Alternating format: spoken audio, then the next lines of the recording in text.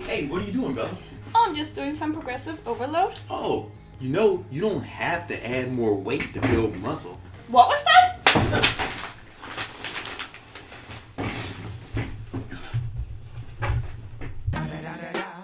It's the one and only Digo Double G. Do you want to know how to build muscle without having to add more weight? Great! Watch the rest of this video to find out.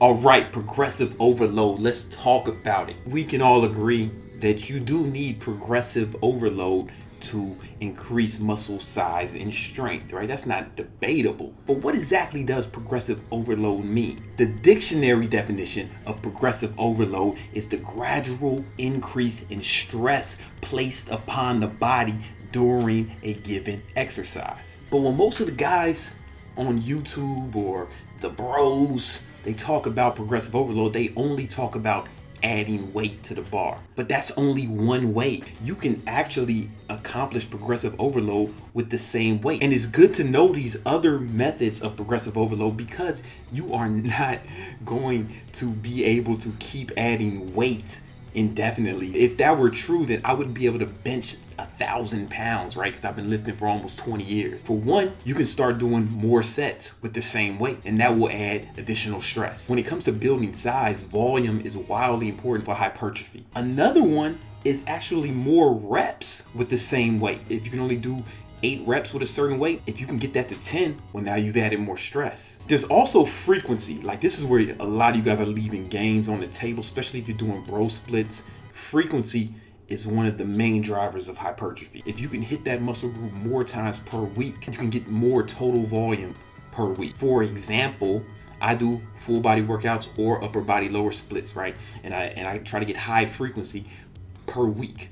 Okay, so how does that look in practice? If you're a bro when you're doing chest day, let's say you do 3 sets of 4 exercises, but you do that once a week because, that's so much in one session that you actually need, 7 days to recover because you're sore. Soreness does not equal protein synthesis, aka muscle growth. Just because you're sore doesn't mean your muscles are growing. It just means you're sore. So if you're doing 3 sets of 4 exercises, all on chest, on Monday, and you don't work them again till next Monday, then you've got total of 12 sets per week. But let's say you're me and you're a fucking badass and you're doing full body workouts. You only do 2 exercises per workout. You do 3 sets and you do that 3 times a week. Well, guess what? I got 18 sets on my chest that week. Now, what does that look like over the course of a year? There's 52 weeks in a year. 52 times 18 is 936 sets on my chest that year. The guy who's doing bro splits, he only got 12 sets per week on his chest. He only got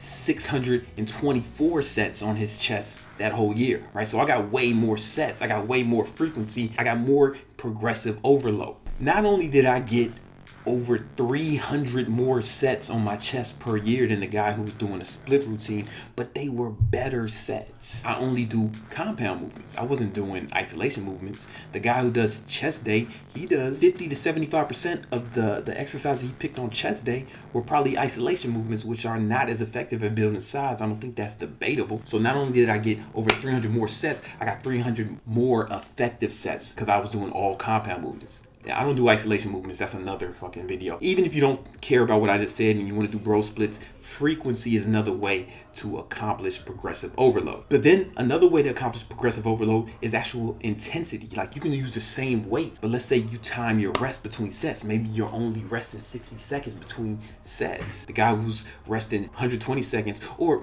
most of you guys, you're not timing your rest between sets because you're not fucking serious, all right? But if you're resting 60 seconds between each set, you're going to increase the stress. And that's another way that you accomplish progressive overload without increasing the weight. You got to know and take advantage of these other forms of progressive overload if you really want to put on that muscle mass. One of the most important, most neglected ways to accomplish progressive overload is actually lifting the weight fucking better. Let's say I'm doing dumbbell overhead press and I'm doing this, right? I'm just lifting it up. Cool. A lot of you guys are doing it and you say, hey man, all right, I can do 10 sets of those. Let's add more weight. Let's fucking not. Maybe you move the weight out here, right? Because it's easier here. Maybe you fix your fucking form because better form will increase the stress.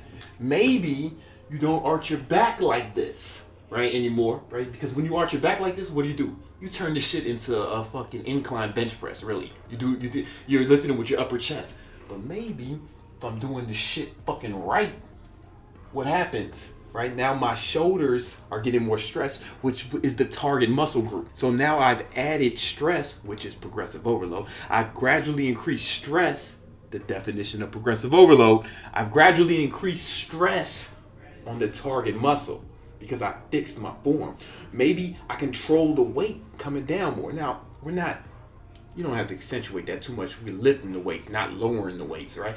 But if you're doing this, right? Maybe you control the coming down. That's progressive overload. And if you gradually improve your form, you what? Gradually increase the stress, which is what? Progressive motherfucking overload. You get what I'm saying? You get what the fuck I'm saying? Right? If you're doing bench press and you're doing this, yeah, I can just increase the weight. Sure. But if I want to grow my fucking biceps and not my lower back and my front delt from lifting my arm up, maybe I increase my form. Maybe I don't fucking swing like an asshole, right? Oh, now I've increased what? I've increased the stress on my bicep, which is what?